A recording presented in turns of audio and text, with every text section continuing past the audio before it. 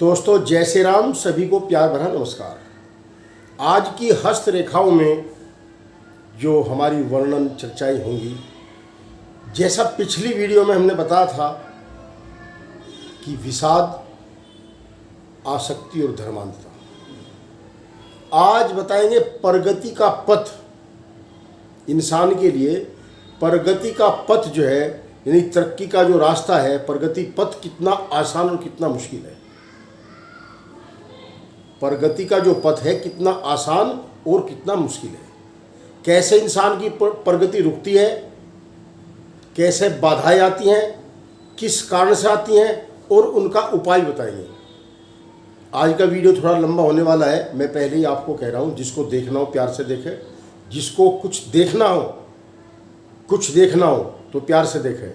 समय तो सभी को चाहिए, मगर जब प्रगति रुक जाती है तब अपना आप स्वयं पूछने के लिए आते हैं कि भाई साहब, गुरु तो मैं नहीं हूँ, आप लोगों का भाई हूँ, बंधु हूँ, परंतु जानता हूँ बहुत कुछ। आपको कैसेट के माध्यम से, अपनी जो वीडियोस के माध्यम से मैं आपको समझा रहा हूँ प्रगति का पथ कितना मुश्किल और कितना आसान है। कैसे प्रगति रुकती है इंसान की, काम चलते चलते रुक गया, क्यों रुक गया, कैसे दोबारा बहाल होगा, ये सब हमारी हाथों की रचनाओं में है, अपने बस की बात नहीं होती। ऐसा ही हमारा सिस्टम बन जाता है। हमारा सिस्टम उसी के ही अनुकूल काम करता है,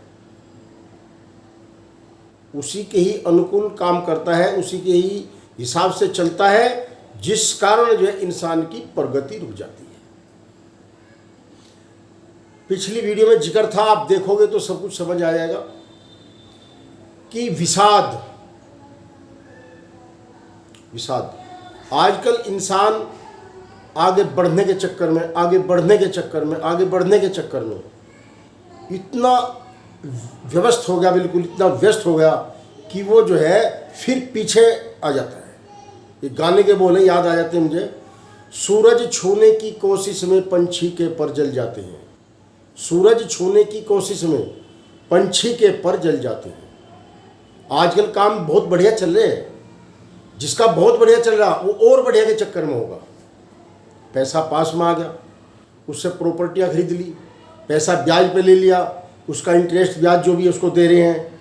फिर वो जैसे समझ के पैसा लगाया वैसे वो पैसा कामयाब नहीं हुआ, इसलिए पीछे आने की जो है वजह बन गई। तो ये जो प्रगति का पथ है जिसके ऊपर आज वीडियो बन रही है, ये मुश्किल कैसे हो जाता है।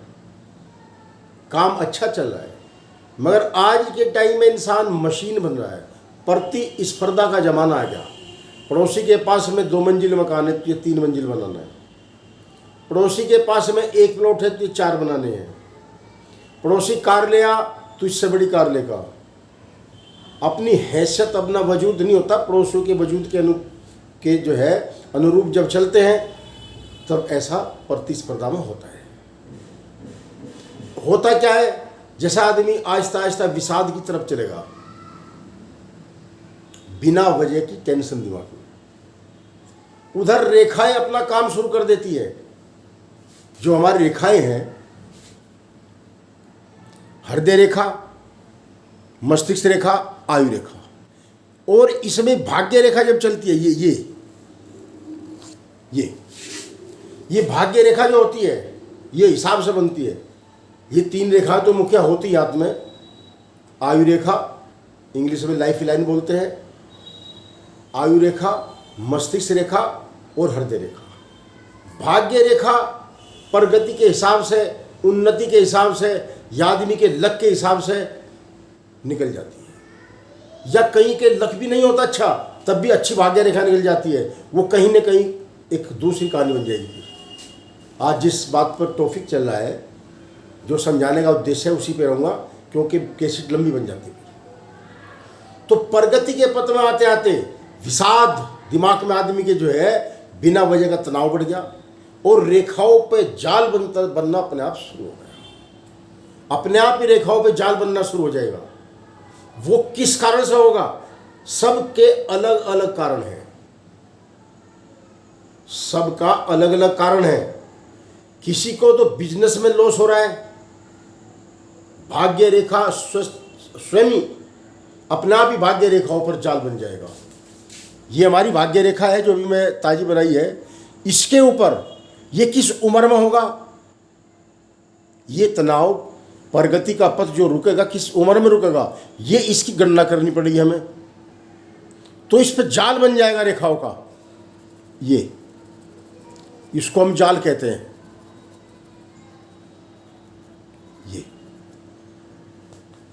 ये रेखाओं का जाल बन जाएगा।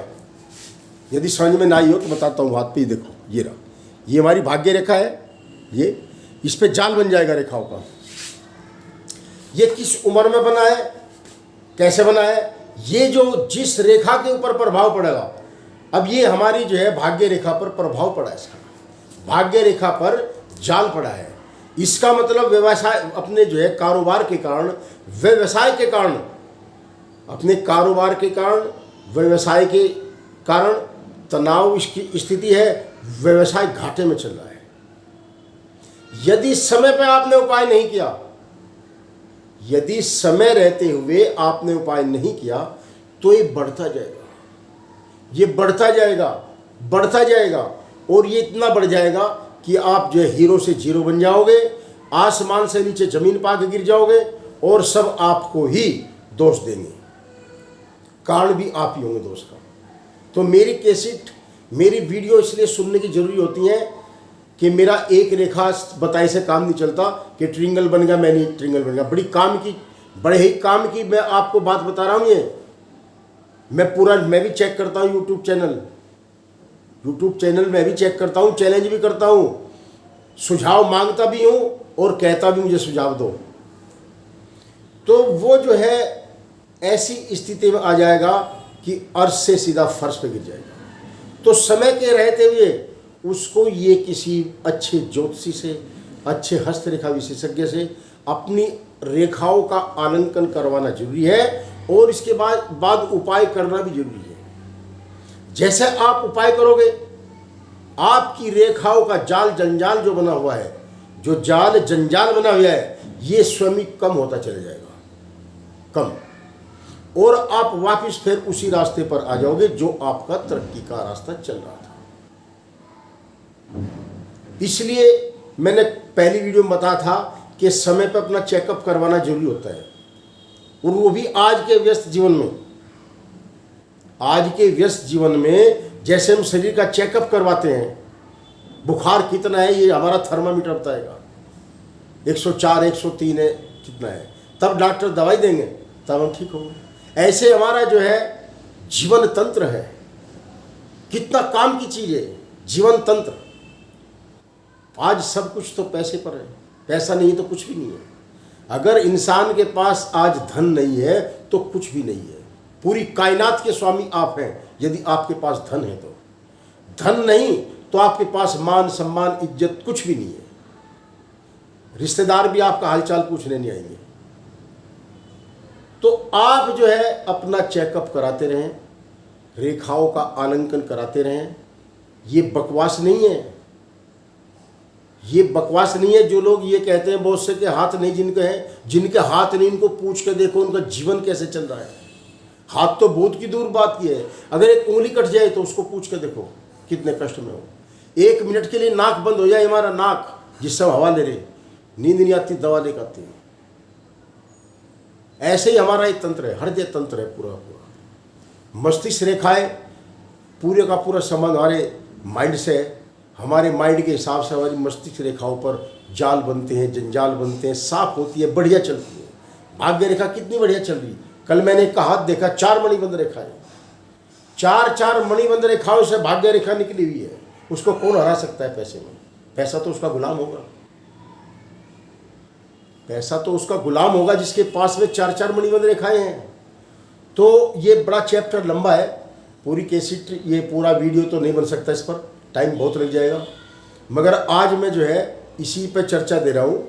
यदि भाग्य रेखा पर रेखाओं का जाल जंजाल बन जाए तो किसी अच्छे ज्योतिषी से, अच्छे हस्तरेखा विशेषज्ञ से अपना हाथ दिखाएं, किस आयु में है, क्या इसका रूप है और कैसा इसका आपको जो है निजात मिलेगी, इससे कैसे आप वापस अपने बिजनेस पर आओगे। मेरी गारंटी है भगवान शिव की कृपा होगी और आपका जीवन फिर से बदल जाएगा और आप फिर अपने कारोबार को सुनिश्चित तरीके से करने लगोगे। जय श्री राम। कल फिर इसी पर विचार रखेंगे, क्योंकि टाइम मुझे देखना पड़ता है, अपना दुकानदारी बिजनेस है, सभी को